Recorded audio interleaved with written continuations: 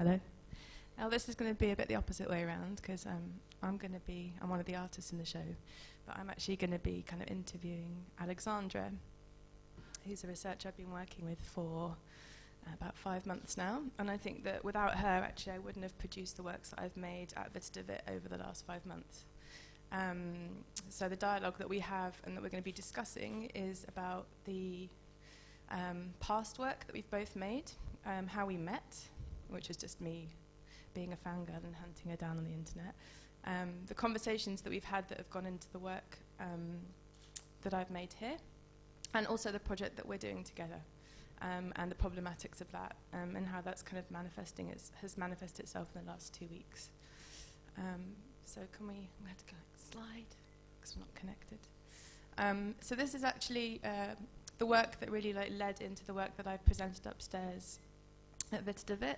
This is a work that I made over 6 months, and it's a triptych. This is actually only 2 of them. And I have layered 12 paintings on top of each other on each area. And the work is called Converts, and my major area of research and that I was responding to in these paintings was young women who were converting to Islam, particularly in the West, and joining ISIS. I'm going to call it ISIS throughout this talk, just for sake of ease for me and you. And the implications for them at the moment, but also their future. So, like, what happens when they want to return and things like that. And while I was making these paintings, I read, can we move to the next slide? This incredible paper, which I was completely obsessed with. And it was, I know it sounds really stupid, but it really was like everything I'd been researching, Alexandra had really brought together, and I really wanted to kind of use this platform to give her a chance to talk about that, and also the way that we've moved her research into a kind of more artistic framework, which has changed your kind of terms of working methods as well. So yeah, I'd love you to introduce this paper and talk a bit about how you ended up working on this. Yeah. So I originally started this research in 2013.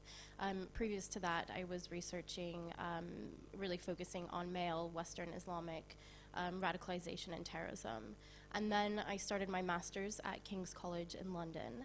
And whilst I was working on my dissertation, I had originally thought that I was going to write about male Islamic radicalization in Chechnya during the 2 civil wars. And whilst I was researching that, I saw this trend of women who had become radicalized or who were using Islam as a way to frame their sort of suicide bombings and attacks against the Russians. And the Russians in the press, they call them the Black Widows. And I became incredibly frustrated because there was zero sort of substantial academic research on the women, on what drove them to act as suicide bombers. And so I started really going through and collecting as much primary research as I possibly could on them. And at the same time, I was also interning at a think tank at King's, and the think tank focused on Western Islamic radicalization. And so I was spending my days there, boring the researchers about my obsession about these Chechen women. And at the same time, the researchers, they were focusing on this trend of men migrating, of Western men migrating to ISIS. And they were using social media as really the sort of foundation of their research. So ISIS has really sort of cornered the market in using social media to put their message out, to radicalize other people, to recruit other people, and also as a way to communicate with each other in the caliphate. And so they discovered this social media account of this woman who calls herself Laith. And they passed it on to me, and they said, well, she's a woman, she's not really important, you can go and sort of read her Tumblr account. And so I did, and she became my muse. We call them the anti-muse in a way. Yeah. Well, yeah, because we both have one. Yes. Yeah, that's your one, and I'll talk about my one after. Yes. So she was sort of when I discovered her, sort of 16 or 17, living in Scotland, and she used Tumblr as a way to essentially as a virtual diary. So she wrote about how she felt like she didn't fit into society, how she didn't feel a connection to her friends, to her family. And unfortunately, while she was going through this, she was also introduced to radicalized Islam. And this sort of created like a maelstrom which pushed her towards ISIS. And so I, for about 6 months, was obsessively reading her Tumblr account, and you can see that process of kind of conversion. Absolutely, yeah. From her path towards radicalization, yeah. And so I was obsessed with it, and then presented this information to the Institute for Strategic Dialogue, which is where I produced the report from. Yeah, and I just wanted to pick up this quote, which is where the title comes from. Can you tell us a little bit more about? Yeah, so this quote is essentially what launched the report. So the idea before is that women aren't violent, that they don't have sort of the same desire to act violently. And really within ISIS, women are mostly confined to the home. They are the founding mothers of the society, and but we also uncovered this trend where there was a handful of Western women who also talked about their desire to sort of take up arms and fight alongside the men. And this is a quote from someone who we believe is it a tweet? Yeah, it's a tweet. We think she's from Western Europe. And she was essentially saying that the only way that they could fight alongside the men is if she pretended to be a man. But actually what they've done is to kind of really politicize the domesticated space within ISIS, which is a huge part of the process of bringing girls over. So there is a space where you can't fight, but actually, they always say, well, the caliphate wouldn't exist without the women because we need to have wives and we need to have the mothers of the next generation of lion cubs. Absolutely.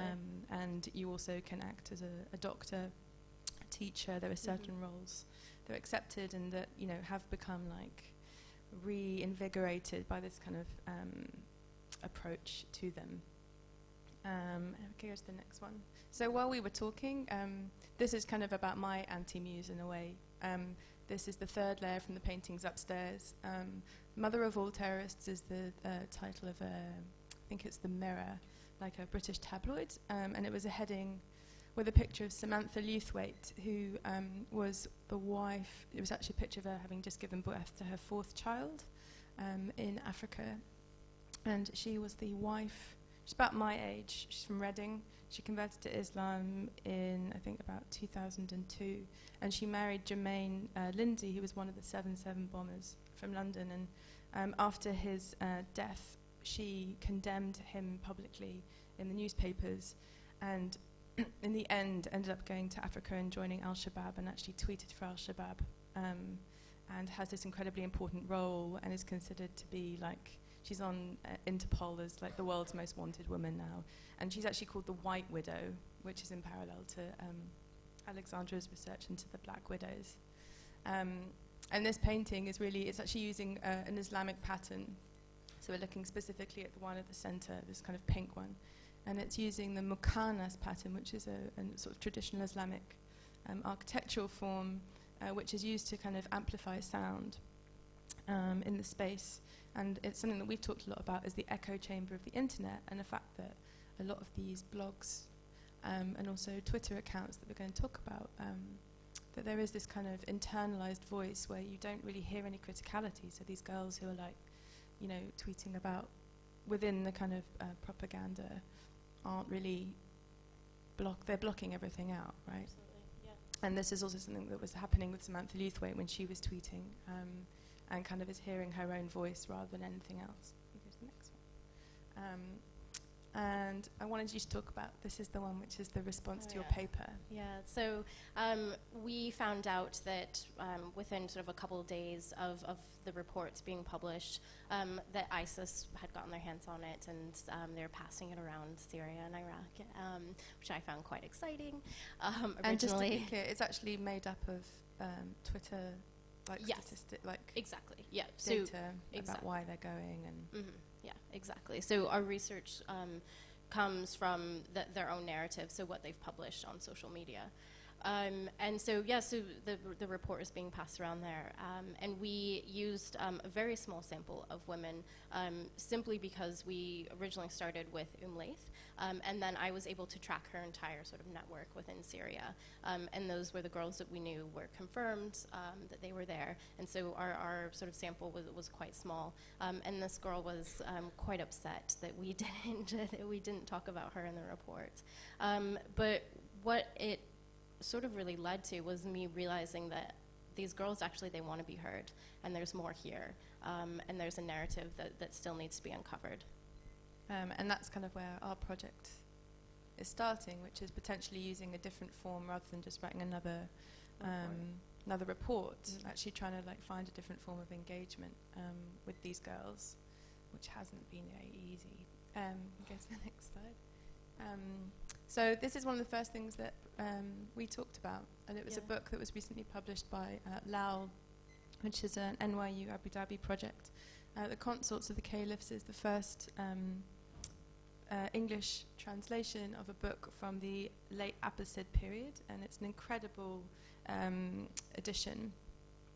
It's basically a 13th century, it compromises of a series of biographies of women of the court. So the concubines of the Abbasid caliphs, and this is information that we really have never had, and it's really looking at a kind of hidden history of women, but also the fact that they were poets, they were incredibly politically important in the court, that they were very well educated, that they had this very strong voice. And I came across this book at a conference in Oxford, and we'd already started talking and sort of introduced this, and we realized that actually this could be a very interesting form. Go to the next one, because if we could take this form and actually use it to look at these girls, we could produce a sort of new book. And what would the difference, what do you feel the difference would be? Well, I think most importantly is that it's coming directly from them, is the idea. That they are going to work alongside us, and they are going to produce their own art forms, and then as well as sort of help us create a biography of themselves, of the women who are there. So they write poetry and publish poetry online already, and there's like a very, very strong history, trend within ISIS of this kind of, it's actually a much older one. Yeah, so the poetry already exists, but we want to try and talk to them directly in order to produce statements about themselves that instead of using just online, like what's available. So it's really a discussion. And with their consent as well, which I think is really important. So we don't just want to rip stuff off the internet. It has to be produced with them and in dialogue with them. And I've just put this up quickly because there is a very interesting relationship between the Abbasid period and ISIS and what they're trying to kind of get back to in a way. And I just came across this recently and thought it made an interesting kind of parallel of the project and why this makes a nice model without being too glib, hopefully. This is just an example very quickly of one that we've, one from the book. So you can see that you have like the real name and then the who the slave was owned by, which is kind of problematic. But also this kind of other name, this kind of pseudonym. If we go to the next one, and this is one that I've just kind of produced for Samantha Lewthwaite from available stuff online. So it has her real name. It then has all the other names that she has travelled under or been registered as well as her name, like the White Widow, produced by the media. And then this is all generated in this 13th century form, but all the information is taken from media sources, and it has this kind of weird objectivity. This is exactly what we don't want to do, because this is ripped off the internet, and we want to produce this with these girls. With their own narrative. So we've started doing that. And I thought I'd just like talk about the difference of what it's been like for the last 2 weeks. Yeah. Well, the difference between sort of when I started conducting this research 2 years ago and now is well, it's quite a big difference. So when I originally was conducting my research, going through my accounts with Laith and her friends in Syria, the social media accounts were all public. So this is Twitter, Tumblr, Facebook. They were quite honest on their social media, which is great from a research perspective. They would freely communicate with researchers.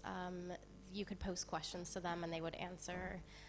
They were happy to do so. And then about a year ago, it became sort of very public that Twitter was being used as a way to recruit people. And so there was a massive public outcry about that, and so Twitter went through and they suspended all of the accounts of the founding members of the society, and it's incredibly sort of problematic from a research perspective because all those narratives are kind of lost. Exactly, as well. yeah. It's all of our research is gone, and it doesn't stop recruitment, so it's rather pointless. And they're using these kind of private networks now. Some of which are Kik is not encrypted, but SureSpot is encrypted. So there's a lot more kind of direct messaging rather than like stuff online. Yeah, so they'll put their Kik numbers and stuff like that on the social media accounts, and then you can reach out directly to them. And cross your fingers that they respond. Yeah, and this is Laith. Yeah. Who's telling people not to use Kik, basically. She's like, we've just found out it's not secure, everyone off it. And they have this amazing way of going around and just talking to you and being like, everyone off this now, no one use this. Let's move to the next one. And this is actually the title of the last painting upstairs, Sisters Who Are Kicking Me, and the central panel is actually made from the Kik logo, which has been turned into this kind of repetitive pattern. I'm going to have to like rush through this last 3 minutes. Next one. So this is our Twitter page. With a cat. We ask you not, I mean, we've kind of covered it up, but please don't follow us. Cause it'll ruin our research. Yeah. Please don't do that. And we'll just have to block you. But this is a really good example of, we have 230 girls that we follow.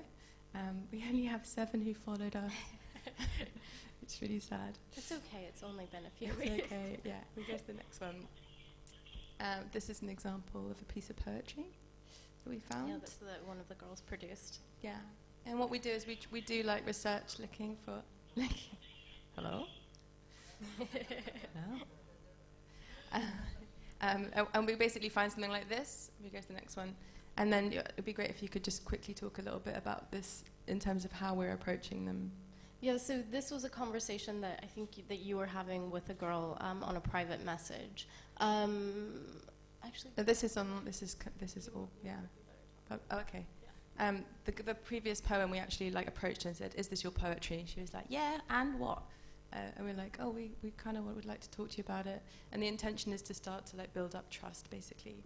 And actually, if you open them up to, we try not to ever sort of say, "Yeah, we really like this great content," because this is quite problematic. Yeah. You have to be sort of walk a very fine line between sort of not getting yourself in trouble, but also being incredibly honest with them as well. So. Yeah. So we're completely transparent about what we're doing, who we are, what our intentions are, but also the nature of our project is changing because of the stuff that we're doing. Yeah. And this slide is really like showing that these girls are also having their accounts suspended about once a day, sometimes multiple times a day. Yeah. And the sort of network here is fantastic. So as soon as their accounts get shut down, they will bring them up again. They'll start a new account, and then they'll be like an entire network of people saying, "Now follow this person. Her account's been suspended, but here's her new account." Yeah. And so it's just this constant cycle. And it's a kind of game as well. Absolutely, it's a game, yeah. But it's become a lot more about freedom of speech as well for these girls, and like, them fighting Twitter. And they also have trolls who are constantly shutting them down. Yeah, trying to get us shut down as well. Yeah, and also we are being shut. We have threats of being shut down all the time for supporting them or seemingly supporting them, which we absolutely don't support. But yeah, and this is again like another piece. This is actually a girl who is in Syria, and this is somebody we're trying to get hold of who just will not communicate with us, which is really frustrating.